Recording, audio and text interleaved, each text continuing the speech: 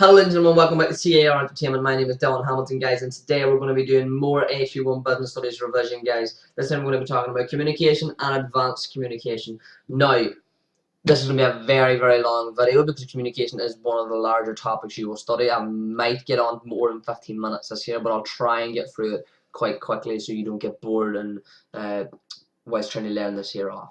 So essentially, let's just get straight into it. I don't want to waste any time. So, communication then. Communication is a process by which a message or information is exchanged from a sender to a receiver. There's different categories of communication which are verbal, non-verbal, written, numerical, and technological. We're going to now discuss these. So, verbal communication has advantages such as it's quick and flexible, it's cheap, and misunderstandings can be clarified immediately as you're there. Disadvantages though is that statements can be made which are later regretted, and there's a lack of permanence as usually information is not written down. You then have non-verbal, which is useful to convey simple messages such as pleasure or criticism, and it's used to reinforce verbal communication. Disadvantage though is that signs can be misinterpreted. You then have written communication, which is advantageous because the message is presented precisely and permanently. You put greater thought into the message, and receivers can read at their own pace as well. It doesn't feel rushed. Disadvantage though is that it's quite time consuming, and you can fail to meet objectives if they don't actually read the message.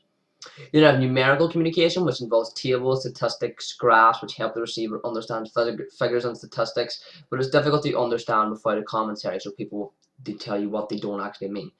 Statistics can be manipulated to suit the needs of the user. You then have technological communication. Technological communication has a positive impact on communication as it makes it easier to share ideas, you get better competitor information, you can advertise easier, you have access to the global market. The examples of technological information include email, social media, video conferencing, and presentations, but there are disadvantages to it as well, such as you have increased training costs, more people have to learn how to use systems, you have to force upgrade expenditure, you have to upgrade your systems, and then security and privacy as well, as more data and information can be hacked into and stolen. So different types then, and this is different from the methods like technological and verbal and non-verbal, written, etc. You now have types, so this is including internal and external, formal and informal, vertical and horizontal, and then one-way, two-way, and multi-directional. Now that's quite a lot, so we're going to get through it and break it down.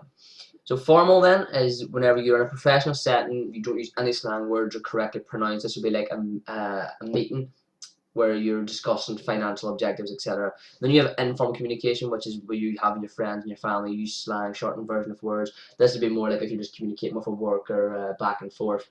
You use it maybe at lunchtime or whatever.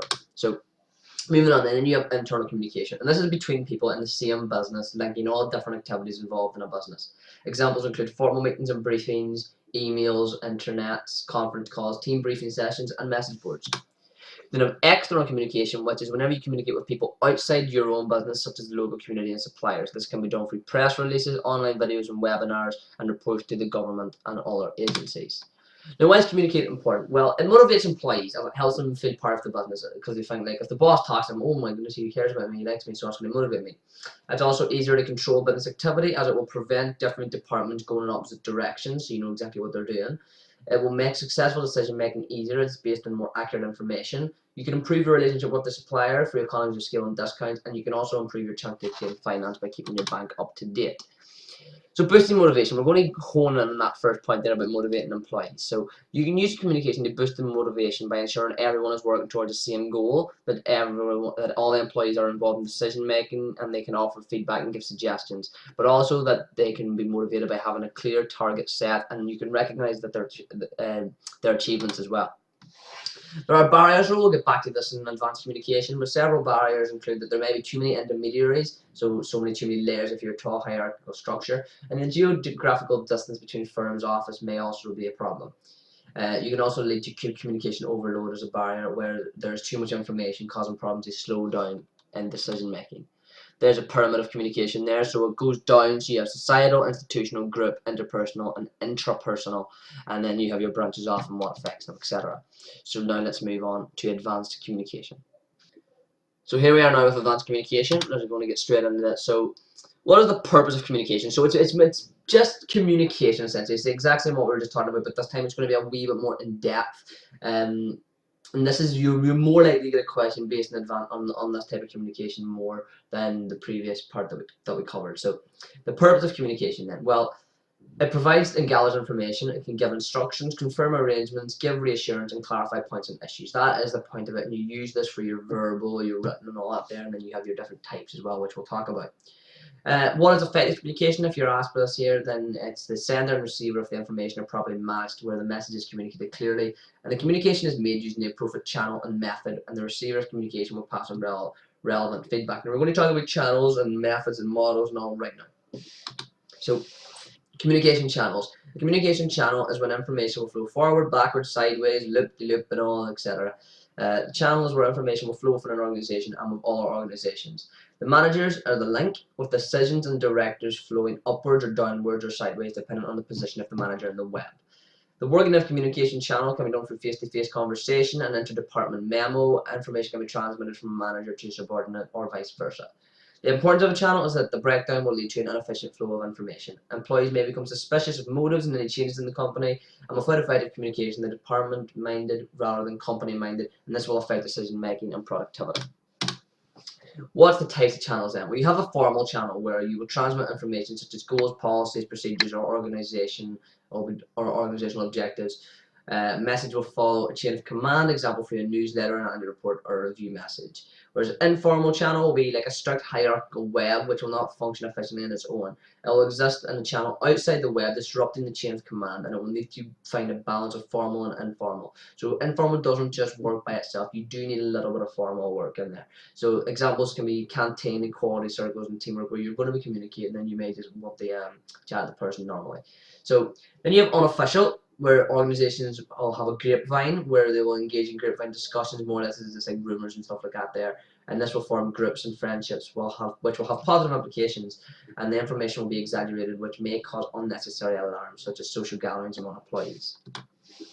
Unofficial methods then, so within this here you have methods where you have downward vertical, which is when you tell employees about decisions that are already made, so you're basically coming straight down from manager to a subordinate. You have upward vertical, which is when when you help the manager understand the employee's views, so feedback more or less from a subordinate to the manager. Then you have horizontal, which is between people at the same level in the organization, so that's between maybe all the shareholders communicating in a meeting.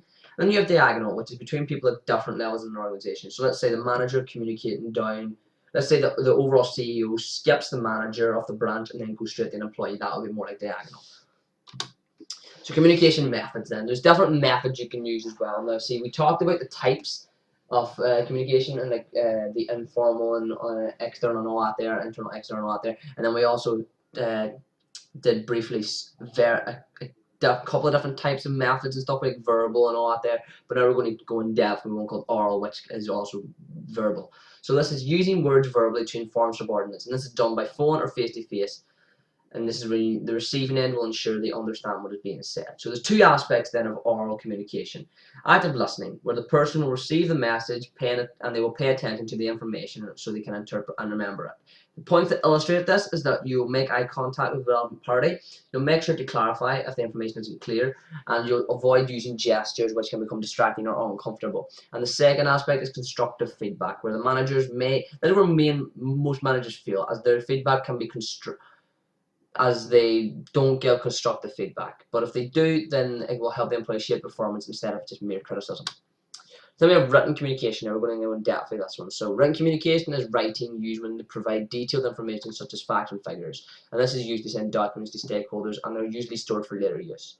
Body language can be used as well when you're actually using verbal information going back, where you can smile and gesture, send the right message to people around you, maintaining eye contact which shows serious and confident. It's more tailored to non-verbal, like we previously chatted about it, and just normal communication. So in order to choose the right method, you need to ask who's your target audience, how much you're willing to spend, will it increase employee productivity long term, and what kind of information are you trying to send out most often. Now we're going to talk about the different models. You have Shannon's model. This is going to tell you what a communication model is, which is basically a communication model will help a business understand how communication works and how a message is transmitted. The diagrams there below, I recommend sort of knowing that there quite well. But Shannon's is a diagram of Shannon's model. So Shannon's model is an information source being the person who will send a message using transmitters. The signal will be sent and receivers will receive it depending on the method. Noise is any signal that interferes with the message, and the receiver is the person who receives the message, obviously. So now BERLO's model. So it's a wee bit more complicated, but it's essentially just broken down into 4 main components. So it's when the message is properly encoded and decoded, and the communication skills of both source and receiver has to be at their best. The diagram is very, very helpful. You can just go through and sort of learn that off. And then finally, we have SCHRAMM's model, which is when the sender and receiver will take turns playing the role of the encoder and decoder. Once again, the diagram is very, very helpful for this. And then we're going to talk about communication management now, guys. So this is a systematic plan of implementing and monitoring channels and the content of communication. If it's effective, then it will be the lifeline for many projects or an organization will undertake.